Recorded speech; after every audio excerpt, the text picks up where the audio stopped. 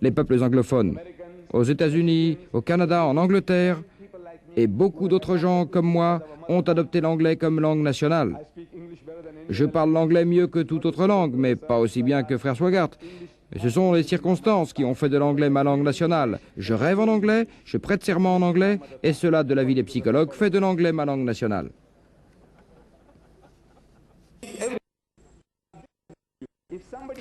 Si un savant musulman voulait faire l'éloge du Coran, il n'aurait pas fait mieux.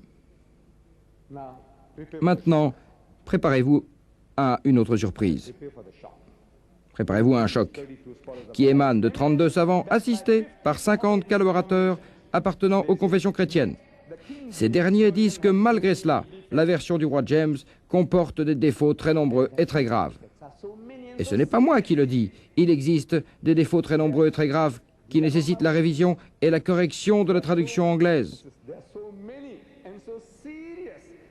Il y a de si sérieux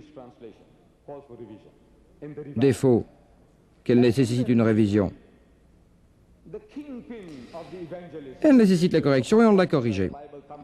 Dans le passage de l'évangile de Jean, chapitre 3, verset 16, considéré comme le pivot de la religion chrétienne par les évangélistes, les prédicateurs, les missionnaires et les prêcheurs chrétiens, il est dit, Jean 3, 16, « Car Dieu a ainsi aimé le monde », textuellement dans la version du roi James, qu'il a donné son Fils unique, engendré par lui. Frère Swaggart a changé le mot « begotten » en « unique ». Ce mot ne se trouve pas dans la version du roi James. La version du roi James contient le mot « begotten ».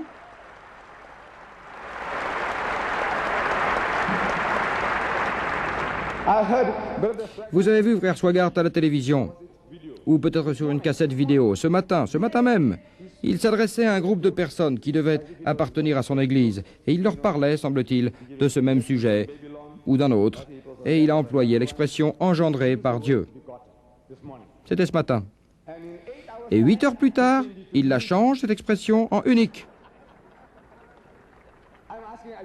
Alors je lui demande, est-ce que vous avez honte du mot « begotten » ? Est-ce que vous avez honte du fait que le Christ soit le Fils unique, engendré par Dieu ?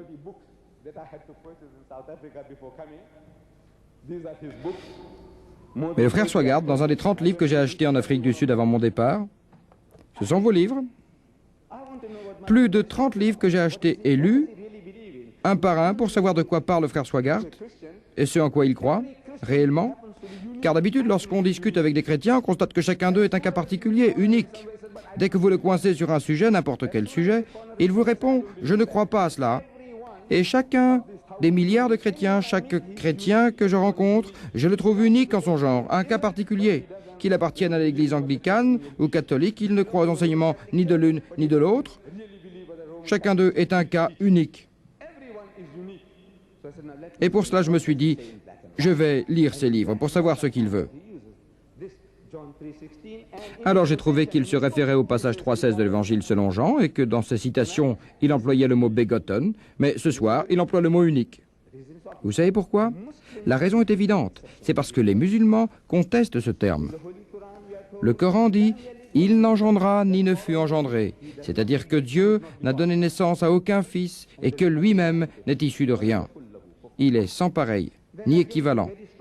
Le Coran rejette l'idée selon laquelle un fils est issu de Dieu, car la procréation est un acte animal, fruit de l'acte sexuel qui est la fonction la plus animale. Et cela ne peut être attribué à Dieu de la manière que proclament sans cesse les chrétiens. Comme quoi le Christ est l'unique fils engendré par Dieu et qu'il a été engendré et non créé.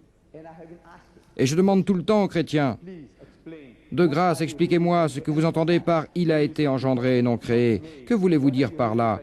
Et croyez-moi, pendant 40 ans, pas un seul anglican n'a pu m'expliquer ce que signifiait le mot « begotten ». Il m'est arrivé une fois d'être le guide d'un groupe de touristes qui étaient venus visiter la mosquée dans la ville de Durban. Et je demandais à un Américain de ce groupe ce qu'il entendait par « il a été engendré et non créé ». Il me répondit « cela veut dire que Dieu l'a enfanté ».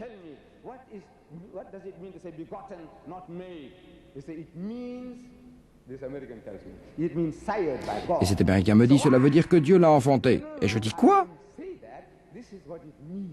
Il se rétracta. Non, non, non, non, je ne dis pas que c'est le sens de ce mot.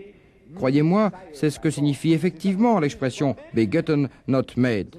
Elle veut dire « il a été engendré par Dieu ». Alors je lui demandais « vous croyez que Dieu a fait cela ?» Il répondit « je ne sais pas. Je n'ai pas dit que c'était ça le sens. C'est pourquoi les musulmans contestent vivement cette expression qui signifie que Dieu a engendré un fils.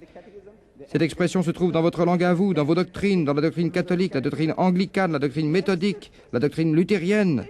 Vous admettez tous cette expression engendré et non créé.